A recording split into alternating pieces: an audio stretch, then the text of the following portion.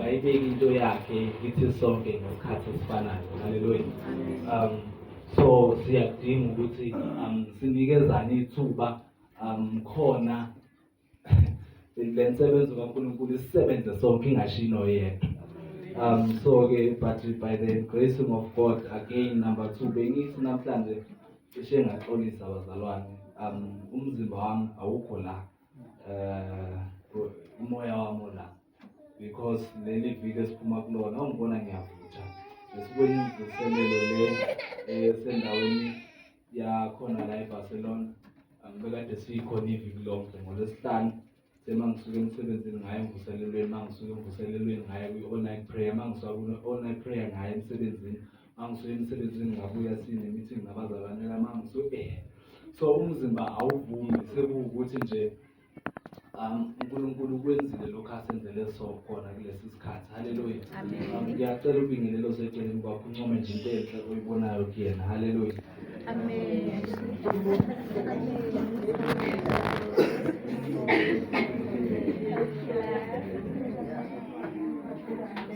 Yabona ngoba ngenza kanje, nenza sure ukuthi lo hlelo entuzoba naye anikwatelele. Ngoba khona ezinye izinto ezizovibeka kanti ayivijwa yisathane. Zividwe ukuthi ugethe a prophetic word, bakuthiwa shaya umakhelwane babe babili, kanti ukuthi lo ngapha nikhulumisana naye ushaye one bese uyakwata. Kanti ukukwata kwenza ukuthi kube umakhelwane wesibili lo mshayayo. So mangithi phakathi isandla wenze lokho, it is an instructive word. Hallelujah. Esuke vela uNkulunkulu ngaleso sikhathi. Izolo babomnguni besisenkonzweni le khona emvuselelweni besiyivala, and God moved mightily. And bear in mind, I was not the one ministering, but uNkulunkulu wangisebenzisa to do such great miracles. By so saying, I'm doing a pre-invitation ukuthi kunenkonzo ye-night prayer that will specifically be healing and deliverance ekuyobe kuhostwe kuyo, but sizoyixoxa mengabe leso sikhathi sifika. Hallelujah. Ngizaba mfishane bazalwane, ngizawuzama ngempela. Sesizoyezwini ngidlutho lokufakazi. Yeah. Bazalwane, God has been great. God has been great. Kuningi okunye esifise ngathi singa-understand uNkulunkulu amazwi kuwona, kodwa unfortunately it's not up to us to convince him to make us understand.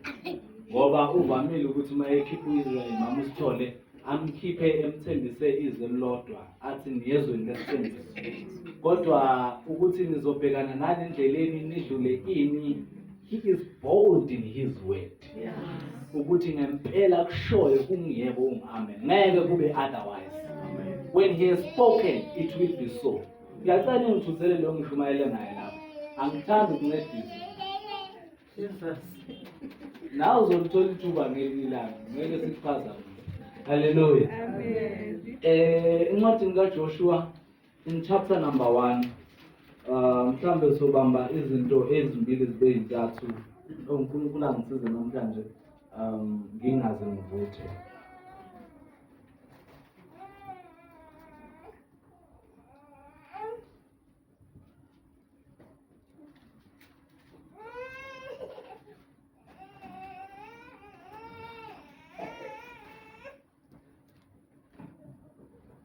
The book of Joshua, chapter number 1. Ngiyawucela ukuthi angifundelayo angifundele u6, 7, 8 bese egcina ku9. Osifundelayo athi nje 6, 7, 8 bese egcina ku9. Sifuna kahle kahle verse number 6 no verse number 9 manje ukuze senze ukuthi izwakale lento esiyixoxayo la nebandla kaJehova. So asivele sisale sesijoyina. Hallelujah. Siyafunda bazalwane encwadini kaJoshua uchapter 1 sizoqala la kuverse 6. Amen. Ina ume isibindi ngokuba uyakwenza ukuba laba bantu badle izwe engalifungela oyise ukubanika lona. Qina kuphela ume isibindi kakhulu. Uqaphele ukwenza ngokomthetho wonke akuyala ngawo uMose inceku yami. ungaphambuki kuwo ngakwesokunene noma ngakwesekhohlo ukuba ube nempumelelo nomaphi lapho uya khona. Le ncwadi yomthetho mayingasuki emlonyeni wakho, kepha wozindla ngayo imini nobusuku, ukuba uqaphele ukwenza njengakho konke okulotshiwe kuyo, ngokuba lapho uyakuhlahlamelisa indlela yakho, uphumelele kahle. Angikuyalile na? Qina. Angikuyalile, ngicela usiphindele lapho. Angikuyalile na? Yes. Qina, ume isibindi, ungesabi, ungabi naluvalo, ngokuba uJehova uNkulunkulu wakho unawe nomaphi lapho uya khona. Then may the Lord bless our food before we eat. Amen. Amen. Verse number 9, Baba Mnguni uyena osiletha kule ntshumayelo yanamhlanje. Hallelujah. Verse number 9 ukhuluma something esiyithole ku verse number 6. Ukube indaba yethu besizoyinikeza isihloko besizothi meditation is the reality of God. Hallelujah. So meditation of faith is the reality of God. Hallelujah. So verse number 6, it is a direct instruction la esifunda khona, and then lithi iBhayibheli uNkulunkulu ukhuluma noJoshua. Kube besiqale ku verse number 1 besizoluza udaba. uNkulunkulu ekhuluma noJoshua ukhuluma udaba lokuthi since my servant Moses is no more, then I want you to take over from isandla sika Moses. Hallelujah. So verse number 6 uthi meyikhuluma uthi be strong and courageous. Uthi qina ume isibindi. That is an instruction yakaNkulunkulu. But the distance between verses number 6 and verses number 9, I want to take it directly. I want to take it directly from the exegesis and just stick on that. Funa ukuthatha nothing but ngithathe konke la ezwini. And let us discuss the scripture as it is. So verse number 6, uNkulunkulu uyala uJoshua. Umyala ngokuthi qina ume isibindi. So uNkulunkulu unento yokuthi ezwini lakhe akushilo akwazi ukubukeka mase kuba imphumela uveza into engafani nale ayikhulumile. So umebheka uverse number 7 uyaqhubeka uyamyala. Elokuqala igama likhuluma uthi qina. Mesifika ku verse number 8 uthi le ncwadi yomthetho. So uthi kahle kahle into ezoqinisa that you stand bold and firm kulolu hambo lokuthi uhole nesizwe sika Israel ngoba ungene ezicathulweni ezinkulu kakhulu. So uthi qina kakhulu. So verses number 9 uNkulunkulu mayembheka uJoshua uthola ukuthi the meditations ayamvimba ukuthi kufanele kumanifeste lelizwi lokuqina. Ku verses number 9 uNkulunkulu ubona an error ukuthi ngathi lento eyenziwa uJoshua iyangiphikisa.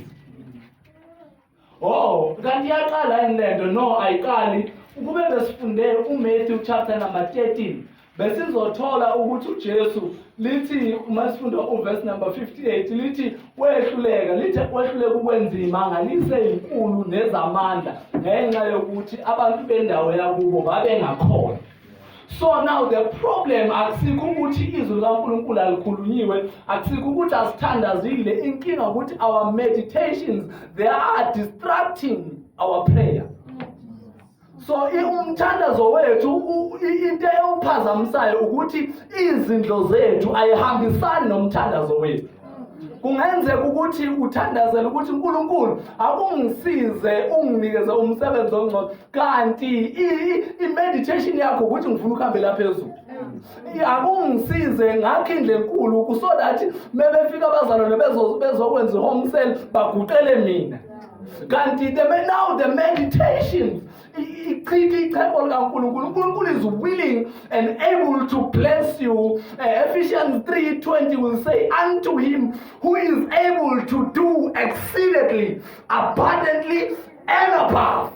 So there are 3 steps. He is able to do exceedingly, abundantly, and above. Uthe angithi mayezosinika ukuphila wathi soba nokuphila. Kodwa singabi nakho kuphela, sibe nakho ukuchithini. So when you step into the realms of God, you will realize ukuthi you shall have nothing but an abundance and unikezwe ukuthi chichima la ukhona. So ayikho into ekufanele ukuthi uNkulunkulu ethi manje ekhulumile ezwini lakhe ithi manje ifika kuwena ifike bese ingasafani nento ayikhulumile. Then you have a problem. Mina ngeke ngibone kwesinye isikhathi mengisandaza, sometimes I literally stop praying for that time. Mengizwe ukuthi I am trying to connect with the realms of God kahle and stir up my spirit. But ngizwe ukuthi konke engilongiyicabanga emqondweni yami elokhu iflesha and is disturbing my focus. Angazi khona mhlawumbe mina ngedwa ngizwe ukuthi ngifuna ukuzindla and meditate ngiyinikele kuyena ngokuphelele and have a discussion with my father, but I hear ukuthi there is a distraction alokhu ivela. So uthi ke uNkulunkulu kuJoshua uthi manje uthi angikuyalile yini. In other words, is reprimanding ukuthi is my word not supposed to become what I said.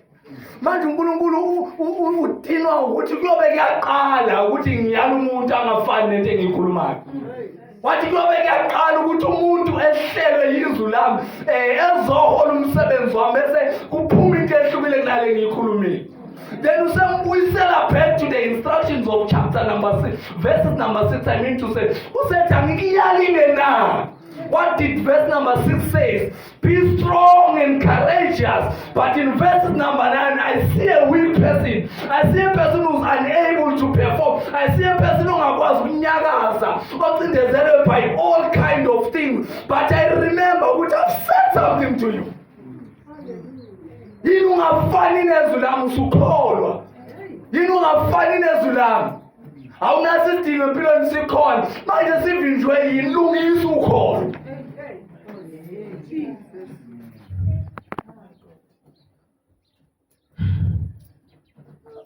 I want to close by reading these 4 statements. Ngoba ngifuna ngifuna ukuba mude. Hallelujah. uNkulunkulu, his expectations is for us to manifest the word of God. Mengabe ungangikholwa, uhambe uyofunda kahle incwadi kaJesu mzukwane eBethel. Okay. Sesiyami ngiyaphambuka ke manje. uJesu ebethelwa. Lithi iBhayibheli wakhebisa ikhanda. Wafa. Mina ngiyami understanding bekufanele afe bese gebe ikhanda. Azi noma ngiyangizwa. Angithi umphefumulo usekhona. So isekhanda sakwazi ukuyibambelela. So kodwa wakhebisa ikhanda wafa. Angikho ke lapho bengidlula.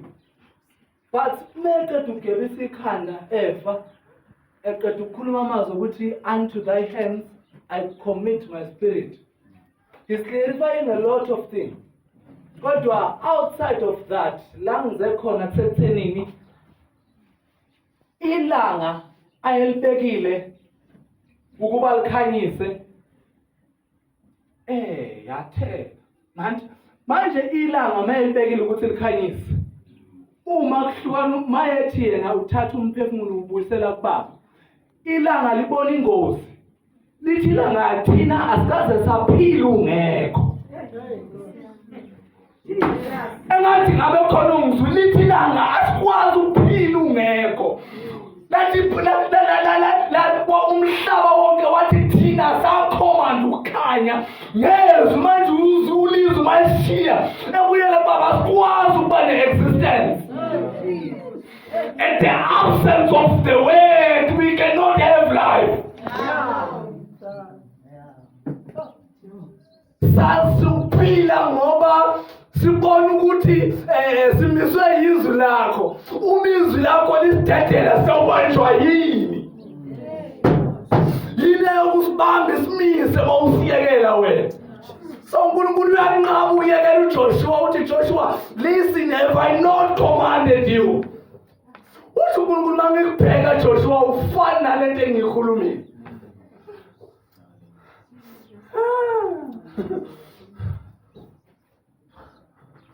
Bazalwane bami, nakho kusenhlizweni yami. Konke engiyibhalile la ngathi your character in faith is a result of your meditation. Njengoba ngishilo. Hallelujah. Umuma wezinto zakho yiwona oshape into ozoba yiyona. Lento meditate ngayo ilento oba yiyona. Ngeke umbone umuntu yabo uthi ngigqoke kanjani? Yabo uthi ngigqoke kahle kanjani? Ngeke umbone umuntu ogqoke kahle kanje eyokhudula amasake eyothengela inyawupe ethi kuyafana. Ngeke umbone ugqoke kanje. Kodwa uma ngabe uNkulunkulu emsiza ephenduka into yokuqala yenza uzofana ukuthi ageza agqoke kahle ubone ukuthi ithemba selikhona.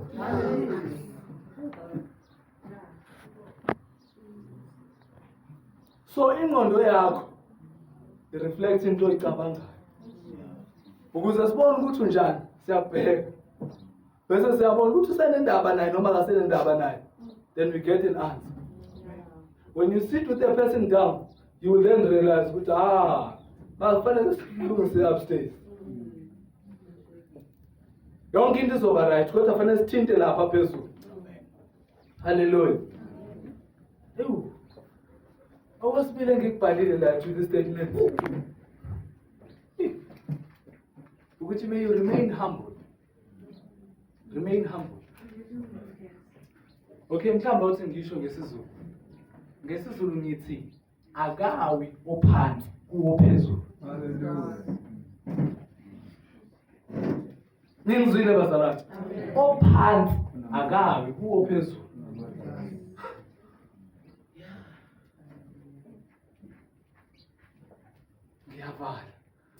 Akawi phansi. It is always in my prayer mangibona uNkulunkulu lokho engiphakamisa. Ngithi njengoba ungiphakamisa kanje, ngiyacela ukuthi ungigcine la. Ngiphakamiswe wena, ngicela ukugcinwa wena. Akungabikho omunye sozofuna ukungenelela. Manje ngiyajabula makukhulunywa ngefamily kaMaseko. Ubaba ongizalayo enkosini wangishumayeza ivangeli kaSindisela kuyena. Baba Maseko. Amen.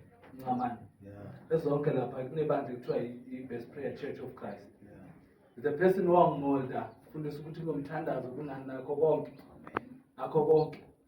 Angihlala ke naye njengalokhu uMpostoli Paul, I think uMpostoli Paul okhulumayo ethi ufundiswayo makahlanganyele nalowo umfundisayo. So kuyaxaka sometimes ukuthi you are part of abazalwane basemaphupheni, but kulezinto ezicrucial njengomthandazo wamanje awaziwa wena. Angelokhu Islam. You can't sacrifice anything for your prayer life because your prayer will make you who you are supposed to be. Mengaxoxela ukuthi kune-attack engishaye namhlanje ekuseni when I was about to actually come out of the house namhlanje ekuseni, and ezinye izinto noma uthi ufuna ukuzi-analyze ngavele ngathi angisafuna uku-analyze. I will just see what the Lord will do. But I looked at ukuthi there is so much retaliation uSathana yenzayo because of the impact that I'm doing in the kingdom of God. Ngiyabona ukuthi sithi asilwa ngamandla sithi you can't move down. And I look at it and say I never understand. Namanje ngisafika sihlale phansi noNkulunkulu ngicacisa ngi-understand.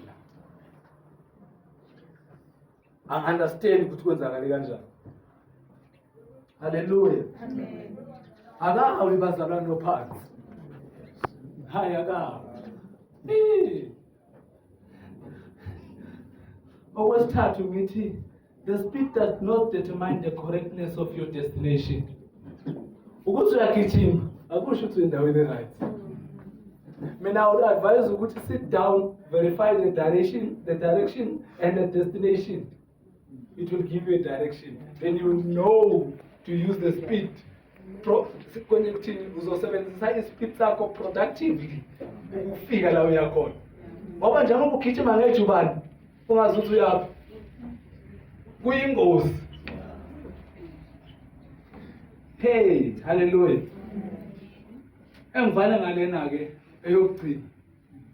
Ngoba singabazalwane sonke siyakholwa.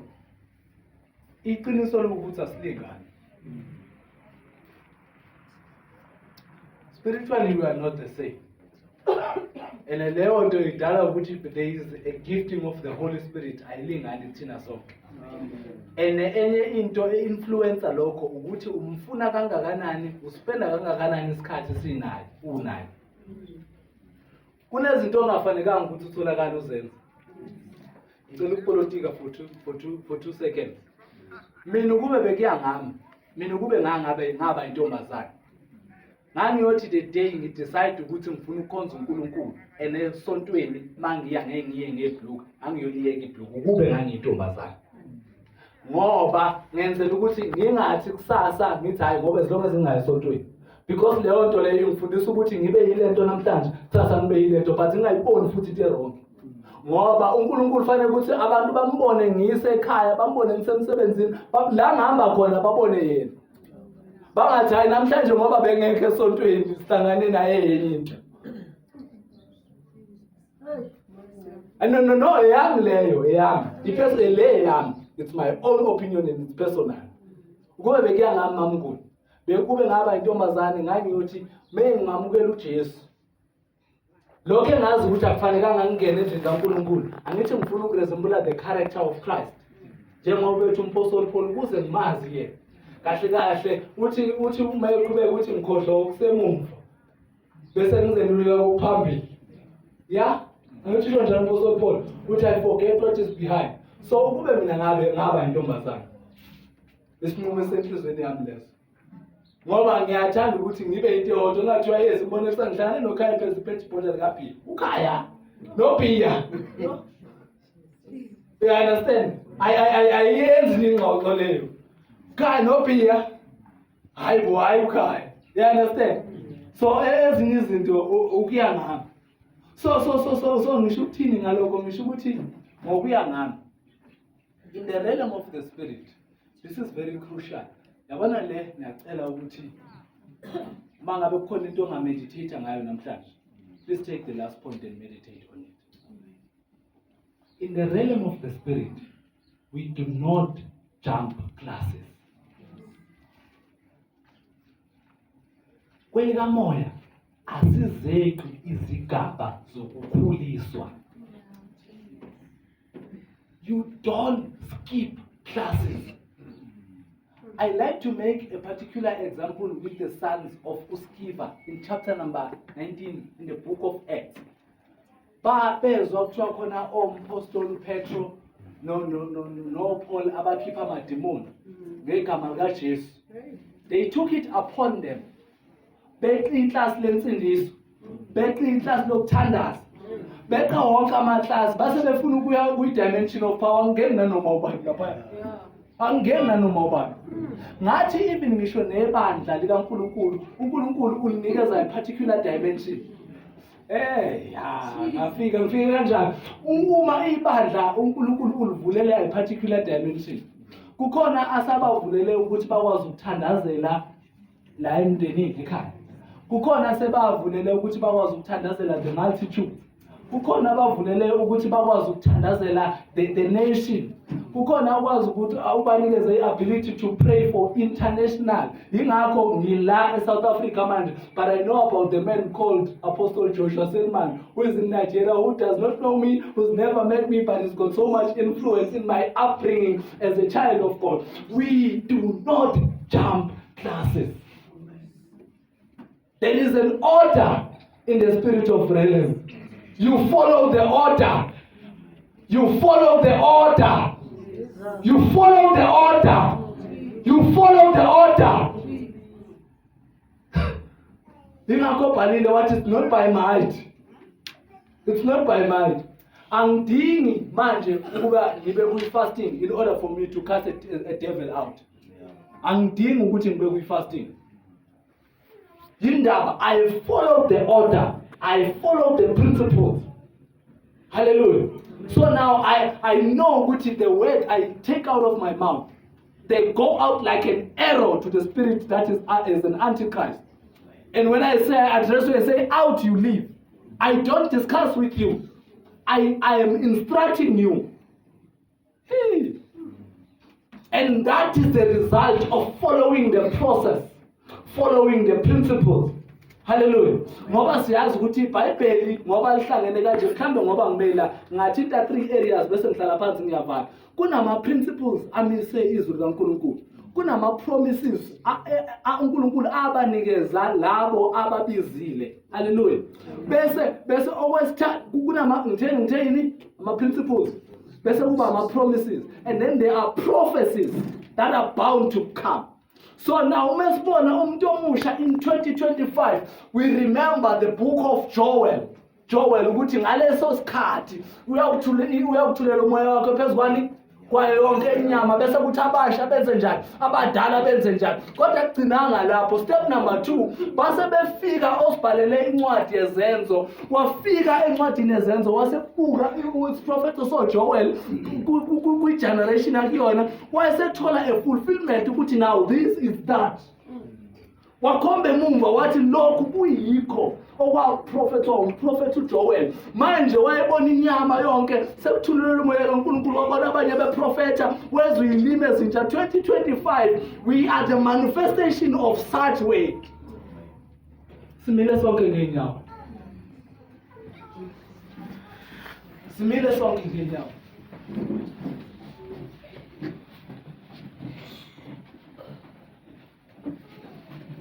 Mhlambe ithumelo yami iyogcina sibhola Mr. Mnguni. Kodwa la engimiswe khona uNkulunkulu is communicating into yokwazi uNkulunkulu holistically. Ungamazi uNkulunkulu kwi-dimension eyodwa. uNkulunkulu maye ekhuluma ngezwi lakhe kukhona i-character ayibuildayo. Hallelujah.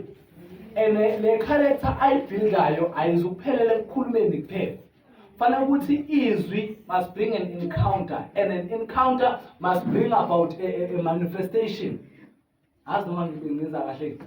So ngisho ukuthi njengalokho uNkulunkulu ekhuluma la kuJoshua, uNkulunkulu expecte ukuthi uJoshua wayemtshela ukuthi iqine uma isibindi uzomthola eqinile. Kodwa ku verses number 9 akahambi futhi ibangeli. Uyamthola uJoshua ukuthi usefundile incwadi. Kodwa mayethi uyambheka uthola ukuthi kusenento eyodwa that is left behind. Therefore, ngalesimo akuso uJoshua akwazi ukulifaka leli bandla. Okokuqala laba bekhona bazowela iJordan. And iJordan alizukufana nolwandle olubomvu ngoba ulwandle olubomvu lilinda induku kaMose ukuthi mayiphakama luvuleke phakathi. Behamba lokhu njani emhlabathini omile. Kodwa iJordan lithi asethi thina sowehla nje ukuthi indlula hayi ukuthi somisa umhlabathi. So you need to understand ukuthi yini uNkulunkulu ekufundisa lezi zinto akufundisa zona ngalesi sikhathi ekufundisa ngazo. Ngiyacela bazalwane bami sengizohlala phansi, imind i-diet yakho mawusendlini ungekho la.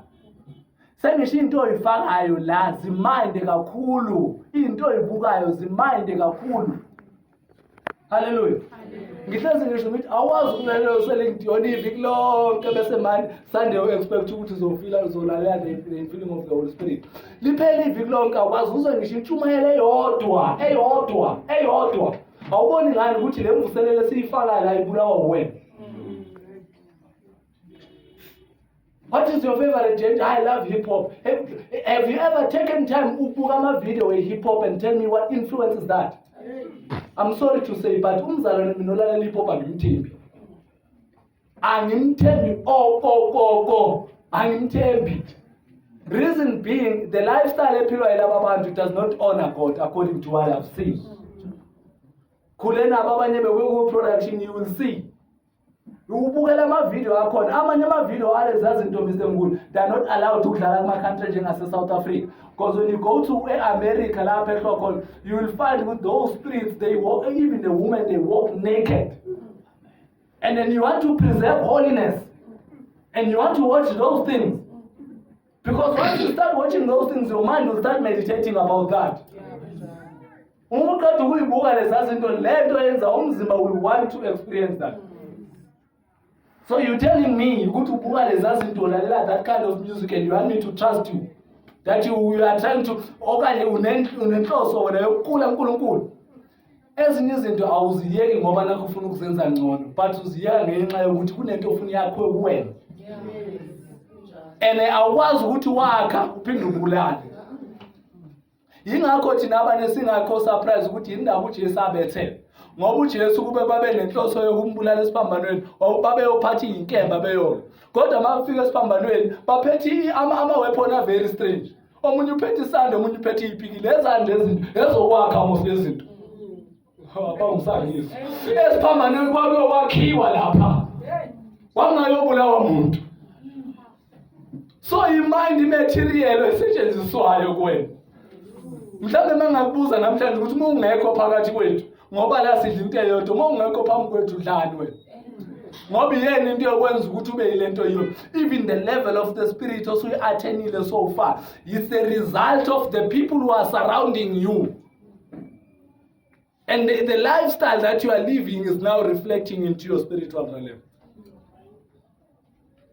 Kungenzeka ube nenhlanhla ukuthi uNkulunkulu akunikeze imali kodwa uyoncisha inguna phakade ngenxa ye-character oyibuildayo.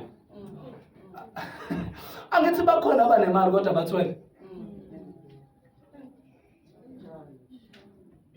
Bakhona abanayo imali yonke. Baze bakufakela ipressure bakwenze ufile ngathi wena awusebenzi enough. Kanti if only you knew the altars that provide for them, they've exchanged their soul. For a time being. Mhlambe thi ngivale ngale sengiphambuka okugcina. Mr. Mnguni, I feel ukuthi njengabashumayeli siyalikweleda ibandla ukuthi silungise ibandla sixolise ngento eyodwa. Kwi-gospel ye-evangeli kukhona into ekuthiwa i-prosperity. And i-prosperity abefundisi bayikhahlele kakhulu epulpit. Kanti bakhohlwa ukuthi i-prosperity is part of the package yomzalwane. Uthi mekhuluma uthi nginamacebo amahle ngawe okuphumelelisa. Amen. Amacebo kaNkulunkulu ukuthi asiphumelelise. Kodwa manje sine mentality yokuthi i-prosperity is ungodly. Yingakho kunzima ukuthi umuntu ame la ashumayele imessage ye-prosperity bese kube ngathi ushumayele izwi elinamandla. No, wonke umuntu uyalichiliza. Forgetting ukuthi in Romans chapter number 10 verse number 9, faith comes by hearing and hearing the word of God. Is prosperity outside of the word of God? No, it is in the word. It's part of the packaging. In fact, the kingdom of God ukuze izokwazi ukuma and well established idinga finance. Awukwazi ukuthi sishumayele kahle bese mawubuyele endlini uyoxabana namabhodo ngoba amakhabethe namafrija empty lokuthi ngizobekezela. No. Cela ungangifaki mina lapho. Ngiyacela. Hallelujah. Ina ume isibindi. Tumembuza ukuthi angikuyalile na. Hallelujah. uNkulunkulu ufuna ukusiphakamisa sibeke phezulu. Kodwa kunezinto esibhizi meditate ngazi iviki lonke ezikhipha lento uNkulunkulu ayifakayo. Remember ubungozi balento ukuthi you spend 6 days ekhaya. Ngoba nasemthandazweni esikwazi. You spend 6 days ekhaya. Bese uzospenda lama hours anga sospenda la awu 4. Uexpect ukuthi singadlula lento yenze ekhaya 7 days. Hey, so we need another kind of power. I personally can make you like that. God, you have to sustain it. Hallelujah. Amen. You need to be able to sustain land. In meditation yako, it's either umngani wakho okanye isitha sakho. Hallelujah. The Lord bless you, brother.